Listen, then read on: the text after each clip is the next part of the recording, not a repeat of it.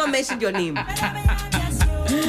She has done so many amazing things, from blogging to social content creation.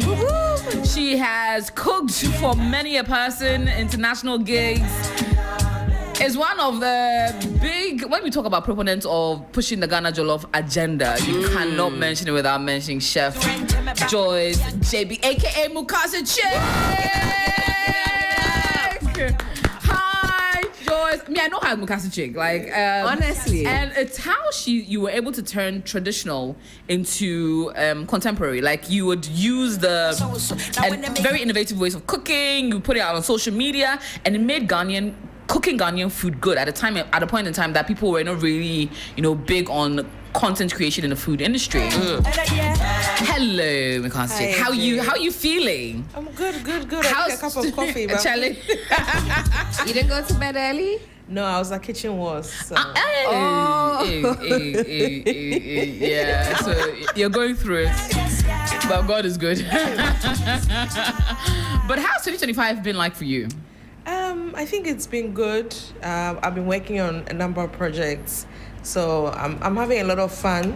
Still working, getting to work with young women as well. So yeah, it's been pretty good. I've been seeing some pretty cool content you've been creating. Yes. One I think even featured Kawawa. Yes. And a bunch of just dressed up in a very authentic way, cooking outdoors. Yes. Is that a new focus, trying to bring that whole Mukasi element into everyone's feed, basically? Well, I mean, it's always been my focus since I started doing what I do, but I did lose my passion for a while.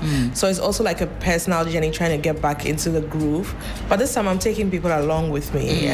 Food is nostalgia. Yeah. We're also kind of losing a little bit of our cooking methods. That's true. Because the world is changing. So I'm saying, with all the millennials and the Gen Zs, how do we come together to kind of experience what we used to experience? And also on the other side, we have a lot of expatriates coming in. We have to be able to control the narrative. So we don't want people just coming in having tour guides who don't know anything about our food. So it's a way of offering them cooking classes, explaining to them the history behind our food, but also taking my people along with me. I love that. Now, you also pivoted into quite a bit. I mean, owning a restaurant, running a food space. I've eaten at your place a number of times. Walk me through the progression from doing it on a smaller scale to now doing it in commercial quantities. I think luckily for me, I always kind of started doing it in large quantities, because I started with catering, and then it evolved into trying to have a coffee shop, because my coffee shop turned into Banco and Okro, so it never worked. and then I've had a couple of restaurants, but now my business model is into shacks. I've always wanted to try and cut down the overheads, but still kind of give the same quality that I give. So I currently focus on one meal at a time. It's quite interesting, like having a central kitchen and trying to distribute the food to different places. Still maintaining quality, using better ingredients, and making sure that it's street food, but like a higher quality, if I may say so. Still in the business, still doing what I'm doing. And taking people along with me. I love that. How difficult is it, like, running a business in Ghana in the It's difficult. It's difficult. Let's talk about some of that. It's difficult, especially because we currently sell just watching in the evening, right? For a lot of people, they come there and they say, "Oh, it's a lot of cars here, so you guys are doing well, blah blah blah." But the back, it's not as pretty as the front. For people, they're like, "Oh, you sell what you don't pay this, you don't pay that," but that's not how we run the business. We don't want to run a business where when you're not around, it's not functioning, right? And also because of social media and so many other things, people are looking at you. Authorities are looking at you. So I'm running a watching business where I'm paying SNIT, I'm paying my GRA, I'm paying everything I have to pay, electricity, this. I'm not just by the roadside trying to cash it out and be there. So for that, I like that, doing the right thing, because it's also good for my employees, so they feel comfortable working with me. But we, as food entrepreneurs or even as business people, there's a wide range of problems, starting from staffing, funding, so many other things. And I think I'm not the only one going through it, but we're trying to find a way around it. But doing legit business in Accra is sometimes frustrating. Yeah, Well, the but- taxes are too much. Yes. Yes. Yeah. And then we don't have, our food price regulations and so many other things. Even when they bring produce from the markets before it gets to the farm, before it gets to the market from the farm, right? There's a third party, and the transportation is not in good system. So imagine that you are bringing pepper from one side of Ghana to the other side, because it's not well regulated. Preservation and everything is not in the right place. By the time it gets to say Agbogbloshie or Medina, it's literally lost about 20 to 30% of its potency, and then you've gone to buy that pepper from the market, right?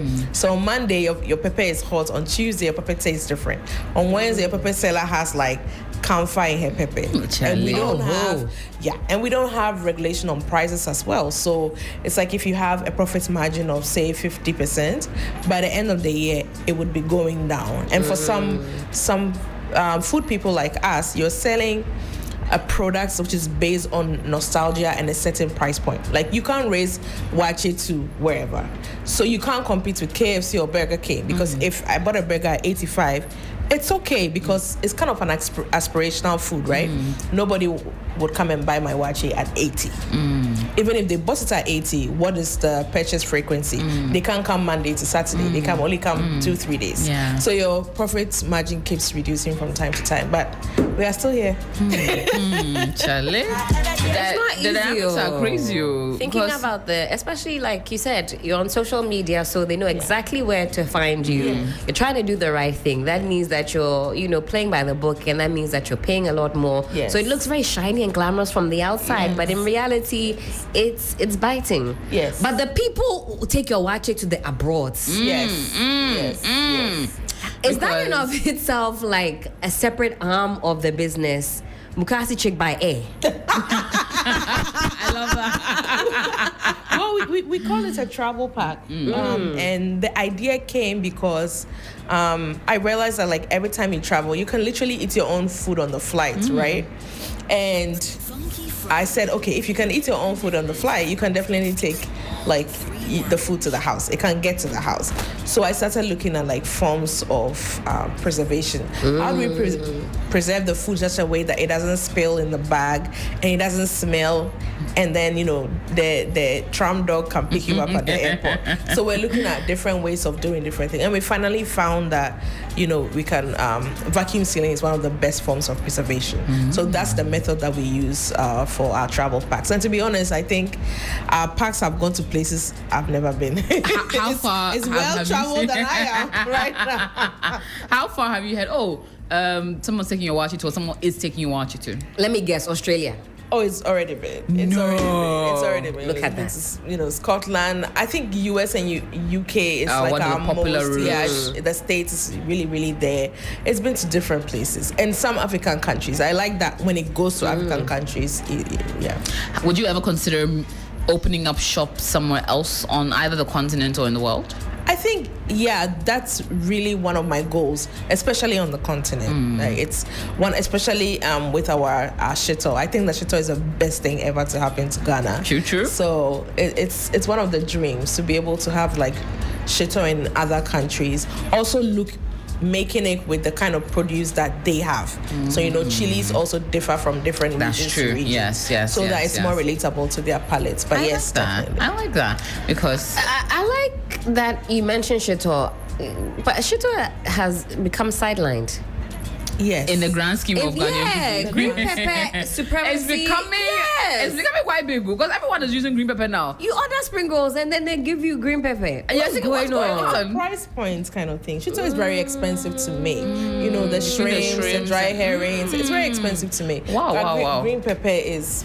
You just mix it, you just blend it. Yeah. You just put the spices and then you're good to go. But shito is quite expensive. So that's why when you go to like a watch seller and like, Mami, shito be bread, they are looking at you like, excuse me. Because if you, in the grand scheme of things, the most expensive thing in a watch place is the stew and the shito, which they can't charge you for, really, if you look at it. That is interesting. Okay.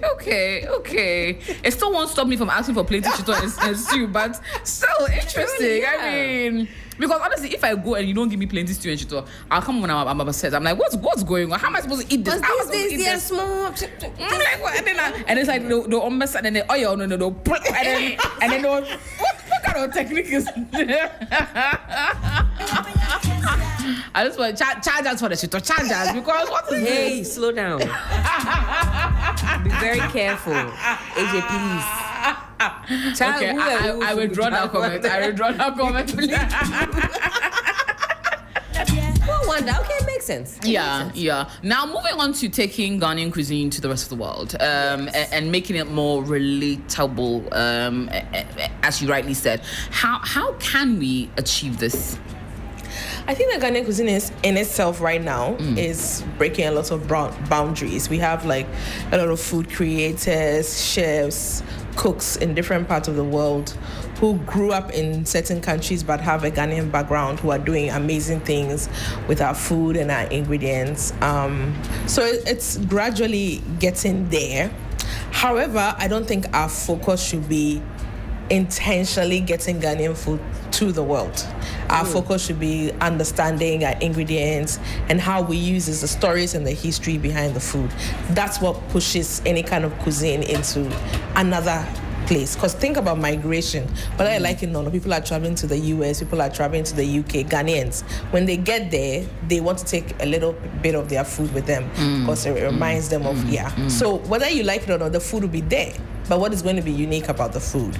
So just like the Japanese or the Asians have done, we need to kind of like push the stories of our food, and it would gradually have like really solid legs, and it would go to places. Amazing. And on that, must our traditional technique necessarily lead that? Because as you rightly mentioned with the Asians, the food is going well, but yes, for the Japanese at least, the sushi elements, you see the making of it, but not necessarily with the Chinese elements. But their food, again, is found in every corner of the world. Should the method in which it's prepared really, is it capable of projecting it as much as just the food in itself? Definitely. I think the method makes the food unique. However, there are going to be substitutions. So for example, if you're making like the ayoyo leaves and you need like the dry, the broom, right? If I'm in another country, I may not have access to the broom. I could equally use a food processor or a blender. So there are going to be substitutions, but then we always have to remember like what the application is, what the method is, before we even are able to find the substitution. Because if you don't know what the final product is, you don't know what to use to make it. So yeah, we need the methods there. We need the tools. There are some things that we use here which is very unique to us. We need those tools to exist. Also remember, it's not just about eating, right? We're trying to pass on this culture to our children and our children's children. So if you're going to like leave everything behind, there'll be nothing to tell. We don't have a cookbook culture. We don't have, our libraries don't have. I like looking for old cookbooks. And funny enough, there are books that were made to train African women who could go to Achimota and other schools. They were trained to take care of their husbands. So this cookbook contains like how to make muffins, how to make tea, how to make jellies and jam. That's not us. So because we don't have that culture, we need to find ways to push these things to people behind us. So which is like social media content, other platforms that we can use. But on these platforms, what are we exactly pushing? Because if we don't push the right thing, people will consume what we think is right, and it may not be the right thing. So like the modern day cookbook is social media. Yes, when you go on your page and we look at the yes, it's a form of documentation, whether we like it or not. So yeah, it's a cookbook right now. Social media, one-on-one cooking classes, going to the market and talking to women. It's not in a book form, but it's a way of passing knowledge from one person to the other. Do you think we can institute a cookbook culture in Ghana, or must it be more video breakdown versions? That's an interesting question. Are cookbooks still popular? Like hard copy or even not soft here. copy? Across the globe, is it still popular? If we say Africa, South Africa would be the place that they really have. They have publishing, companies. They have authors. Nigerians, some Nigerians, I know like 2-3 Nigerians who have really good cookbooks. But also we have Ghanaians who live abroad who have amazing cookbooks. So they don't sell here, even interestingly. Like they make the cookbook unless you order it from Amazon or wherever. But this is not their main market because they know we don't have a cookbook culture. But we can start because we have a whole line of home econ students, right? We have like cooking schools. We have, so what are we using to teach them? Are we just teaching them like French cooking or English cooking or fine dining? Like, if we want to, it can be put into our curriculum. Do you, what do you think about this idea of westernizing our local foods? Sometimes you walk into a restaurant, they say deconstructed wachi, deconstructed so and such. Then we give it a different name. Yes, millet, somebody's cassava flakes and all of that. Because that's where it comes from. That's where it comes from. The idea of doing a deconstructed wachi comes from wachi, whether you like it or not. So if you put all that deconstructed elements together, it must remind you of the wachi that you know. If it doesn't remind you of that, then it's not the right thing. But but you don't have any qualms with that when we fancify our local dishes. I think my problem is with the name change. You know, I don't have a problem with what's on the plate. Only if when it comes together, it pays like homage to what the meal is. But if you change the name of the plate, trying to explain to somebody, oh, this is beans, blah blah blah, coated, and it doesn't make any sense because sushi is sushi, right? It's what is inside the sushi that probably like have an addition to a name. It can be salmon or a caviar or whatever it is. So we need to keep it as it is. See, you will never hear the Japanese come and tell you their sushi, come and eat rice and wild caught salmon. Somebody. So, sushi. People, there's so many kind of noodles, different names. People are mentioning them as they are. We can mention wachi as it is. We can mention potompoto as it is. It may look different, but it has to taste the same. But most importantly, pay homage to where it comes from. I like that a lot. Okay, we're here with a celebrity chef because you really are because honestly I think an Aj Akuoko seemed to be like a dying breed until you sort of brought life into it. We knew we had some traditional people that did it, but it was again the traditional people that did it that had been doing it for years. No one had sort of injected life into it for quite a bit. What made you say, I'm gonna compete with those that have been established in the industry for a very long time and create my own sort of brand? Well, I did it for myself, to be very honest. Like, I'm a fan of like Aj Akuoko. And where I lived at that time. You guys are lucky. I don't digest beans. Really? Oh my God, you're missing out on I life. have to watch it every single day, all night, and I'm thinking, poor me. I can't participate.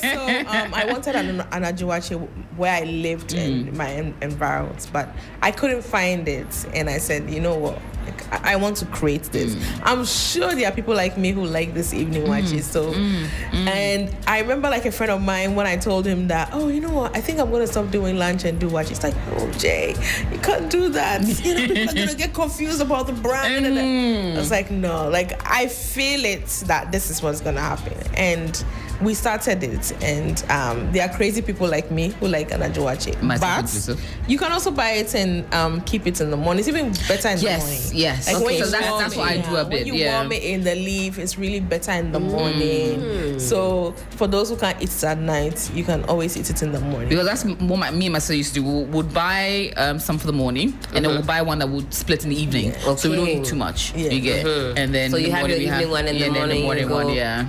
Because honestly, strategy. What can be done so that some of us can digest the beans in the night? I do feel left out. Oh my God. Well, we've had a few clients who said that to us. Some say, they eat our watch and nothing happens to them. We get like a lot of feedback like that. Okay. Some too also say they eat it in the mornings.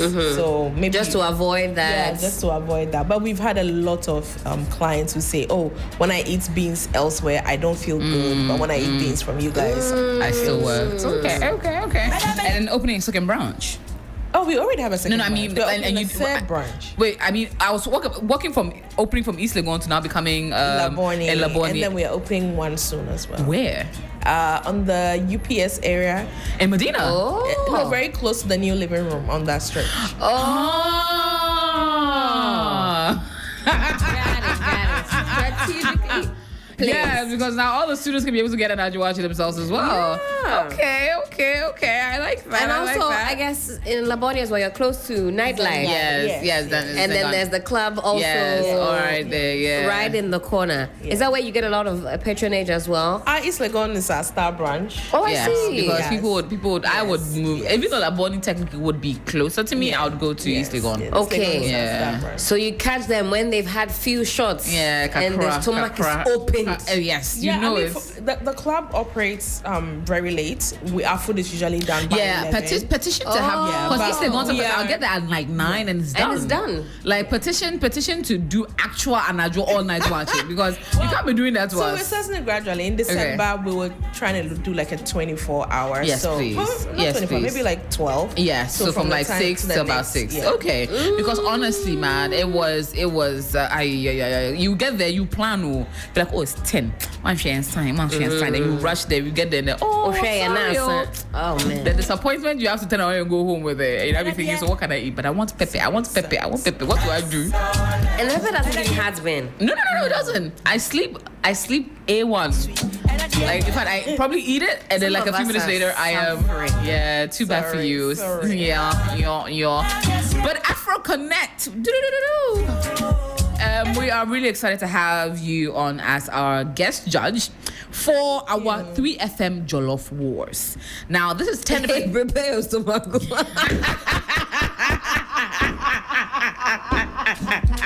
What are you guys putting Oh my God. Because it's what, like, right now we've actually moved it up to 11 countries. Wow. 11 different African countries. Everyone cooking their own version. Their own version of jollof. What are some of the things you look forward to or must run through regardless of what country it's from? The one thing you See, look I've out for. eliminated 5 of them. Not to start a diplomatic round. So, okay. Let's get into the countries. We have Ghana, we have Togo, we have Sierra Leone, we have Gambia, Gabon, Burkina Faso, Mali, Benin, Ivory Coast, Senegal, and then Nigeria. And I think it's 11, yes. So these are 11 countries that we're dealing with for the 3FM Jollof Wars. Now, what is the one thing that must run through for you, regardless of the country? I think for me it should be flavor. The most important elements of jollof, obviously, which is the rice and the stew. But each country has a different rice that they use. Each country has a different way of preparing their stew. So when you put the two together, it should have flavor. Yes. The flavor is what you're looking out Flavor is for what I love the for. most. What will eliminate the jollof for you? What will you see that will say I think it will be the flavor, because the thing about jollof is, like I said, each country uses a different rice. Like Senegal uses their short grain rice, Nigeria has their parboiled rice, we have our long grain jasmine rice. I'm sure all the other countries also use either one of these types of rice. So the bites to the rice is not always the same. But then it has to have flavor and it has to look like jollof. So yeah, that's It has to look, so if it's white. oh, then it's not jollof. Elimination by rough tactics. Okay, so we'll be getting into that and seeing how but having tasted different African cuisine and created a lot of different African cuisine, what is the one thing that you find similar to us in terms of our meals? So a lot of times we say in Africa that we are similar, but we are also very different, which is true, because meals are created on the availability of ingredients, like what the soil gives us, right? So if there's a place where the coast is, they have like more fish, more seafood. If it's a place where it has the forest and the land, it has more game and whatnot, which is evident in almost all the countries, because there's some countries that don't have water. So, but then our soil also grows like vegetables, which is ranging from like the peppers to the garden eggs to the herbs, but the application is always different. So, for instance, if you go to Ivory Coast, I say this all the time, when they season their fish and whatnot, it's a very like light, nice season. It's not heavy. They don't do garlic, onion, ginger kind of thing. But if you come to Ghana, some of the West African countries, we are heavy on ginger, garlic, and onions. So we have like the land and the water giving us similar things, but our applications are different, which gives us different results. So if you go to like Morocco and all the other places, they would have the ingredients we have, but the way they use it is entirely different. So we are similar, but we are different. I like that. Especially in parts of Africa where they don't like their food too spicy, and by spicy I mean like meko peppery. Yes. You go to parts of like I guess Southern Africa, went to Namibia, and those of us from West Africa were crying, lamenting, Mekuno, where's the shit on? No, can't take this anymore. Everything is too sweet. What's going on? So it's not even that they don't use peppers. They do use pepper, but it's the kind of pepper they use and the volume of the pepper they use. So you are not used to that. So yeah. They should up the volume. I think the East Africans also don't eat, or am I wrong? They also don't like... They eat pepper, but it's like, it's not for us. We want to eat it, then your nose is streaming, your eyes. But I like the Rwandans pepper. They have this akabanga. I followed you to go and buy akabanga. Have you tried it? Hey, never again. Hey, oh, Debbie. One drop of the akabanga. Yeah, so I'm sure you probably put a lot of drops in it. The first time I used it, I thought, let me, the Ghanaian way. Started squeezing into it. Debbie, I think I took it too far. You did. But when you do it a little in moderation, just do a few drops. It's a magic liquid. Just drop Where is it from again? Rwanda. Rwanda. You do a few drops. I wasn't familiar with your game, Rwanda. I wasn't. Now I know. I went to Tanzania, and then their regular pepper. It was a bit. It's a larger Scotch bonnet, and it's yellow, and they just soak it in oil, and then it comes out so flavorful. I was like, what? They have a lot more flavor in their pepper. We just have heat and some flavor, but theirs is very, very, very aromatic. So yeah. Who eats the most meko on the continent? I wonder. I think Nigerians too. I would say Nigeria. Okay, actually, and Gambians as well. Oh, really? Gambians as well. When I went to Gambia, they eat the food, then their Scotch bonnets, they mash it all on them, and it's all on the food. So they put big Scotch bonnets on it, and you watch them as it's someone who put it away. Hey! This one, they're power trying to kill me, man. But Nigerians, they will do regular pepper. They'll blend like bell peppers and regular pepper. They will now put powder pepper on it. They don't have wait, how much immune to suffering. Immune to suffering. Because what are you trying to do? You want to kill people? Like regular Indomie, then they will add actual pepper, then they will add powder pepper, so then they'll add pepper mix. I said, what is it? Okay, this debate is still out there. But what's the one thing if anyone comes in, you want them to know about Ghanaian cuisine? Ooh, that's a big one. I think I want them to know that Ghana is more than jollof. We have like really amazing, delicious food, and also like Ghana is not just Accra, so like we have other regions, we have like really good food. So yeah, that's what I want them to do. Now, what is the next for brand Mukasa Chick? Oh wow. I mean, for now, currently we're working on our social impact arm, which is our culinary for social change. So we train underprivileged women with culinary skills, and we give them a heads-on to have like internship at hotels or restaurants for like 2 days or a week, That's amazing. To see. Just for them to experience the possibilities they can do with that skill. We just finished our August and September cohorts. We had 6 women that we trained in pastry making. making. Wow. And we also have a kitchen where we serve kids with a hot meal once a month.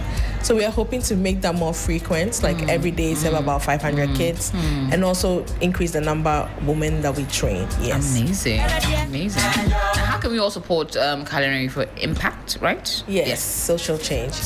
Culinary for social change. Yes. Wonderful. I think this is a way of supporting word of mouth, and yeah, we're grateful. Amazing. So third branch. Yes. We look forward to it. Would you be opening any more Mukasi Chick outlets or pivoting into different kinds of cuisine? I know the catering is still something you do consistently. Yes. I think I'm really enjoying focusing on like one meal, especially like street meals. So as I'm here, like my mind is always on like how can you elevate Chibom, how can you do like cocoa, and how can you do kelewele. So like I'm always looking like an area is like we don't have kelewele. I don't find kelewele. I don't know why there's a kelewele. So I'm looking for a place that things that we are not seeing anymore. Those are the kind of thoughts that I have. I think I've already proved myself to everybody that I can cook. It's fine. I don't need to I don't need to do anything else. But I want us to still kind of keep that nostalgic moments that we used to have. We can't just have only one Laboni kelewele and yam. Like we need to have more. So I don't know why kelewele is dying out too. We can still. So those are the kind of businesses that I'm looking at going in, like nice cocoa and beans, very quality beans, good plantain, stuff like that. I like that. Now, to end the debate, are you team soft plantain or team hard plantain? Because we have. I'm very specific about my plantain. Very specific. Okay. So yeah, it has to be a certain kind of feel. Like I have to. It's not too hard, not too soft.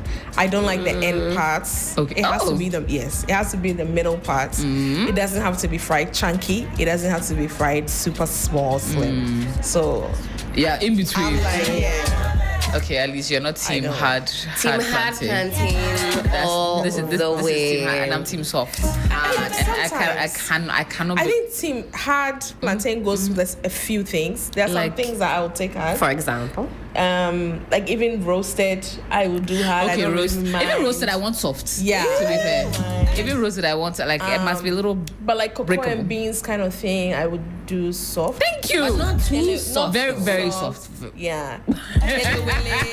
Kelewele too has a kind of texture. Like if you're doing like Hausa rice, you don't do too soft. It has to hold its own, like firm. Oh my God. Firm.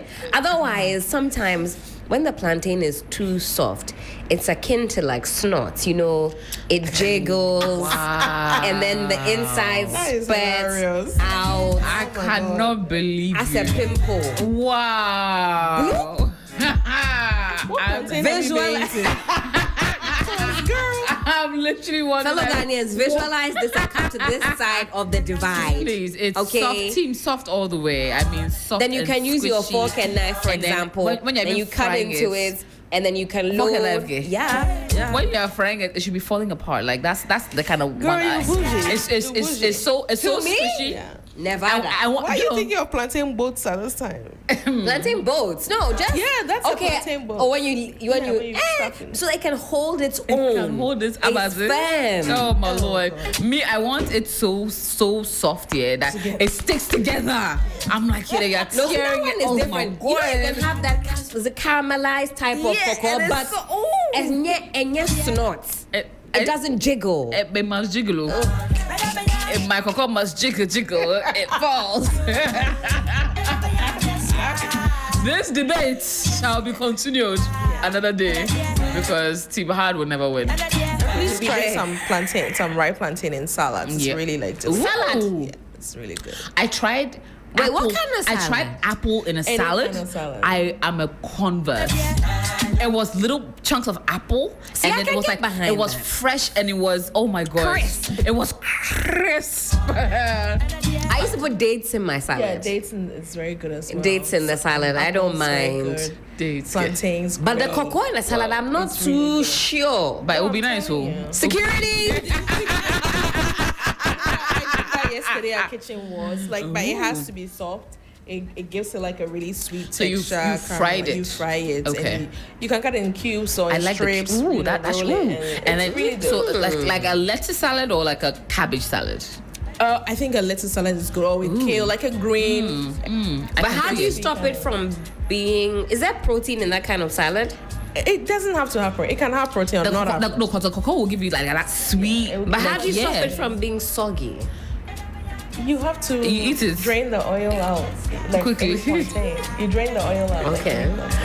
We'll try it. We'll try But it. it's really good. Okay. I think I can get behind that. I can anything plantain yam day. Because I can eat any kind of combination of food. I really don't fear. Yeah, okay, so try Wow. this and let me know. And put a nice dressing. Do like Wow. an oil-based dressing. Okay. You know, add your veggies.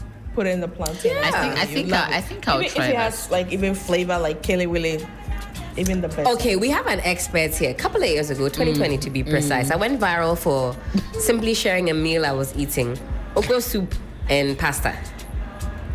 That doesn't give you any cause for worry, does it? I mean, I won't eat that just because I'm very particular about textures. And the texture of okra soup and pasta. I mean, So the internet wasn't did you up pour it then. on top of the pasta? It was just leftovers in the fridge, so it wasn't even long pasta. It was like Yeah. Squiggly pasta. squigglies. I don't know what shape. It wasn't a penny. Which one is the one that's like this? Squiggle, whichever shape that was. Yeah. Yes. So I just poured it into the soup. No, I mean it'll work. Like I said, it's a texture. It's thing. like a gumbo. Some people, it's not a gumbo, but it's okay. And you had okra soup. You know, some people poured are good with different textures. squiggly Yeah, and then I posted my thing coolly and I left, came back, and Oh my god. the internet was in a frenzy. It's official. Some were calling for my arrest. You must be arrested. Calling for Like my at freedom this to be point, taken away. I feel like I've seen it next It to wasn't a circular. hard no from the experts. It wasn't a hard no. It's a hard no from all of us else. Because first you like hard plantain, now you're putting pasta in okra soup. But you see, you just open your fridge and then whatever you can find, you put together. Sometimes it's sometimes it's jollof, kuntumri, Oh my god. pork. Oh my god. And what did I add on the side? Somebody like that, eggs too. Yeah, I mean that's not a bad combination. Thank you, chef. So it's stew and rice. I think security. Get this woman out of the studio because what is going on? Oh my god. You think you know someone, then you hear their food choices, and you realize you don't know them at all.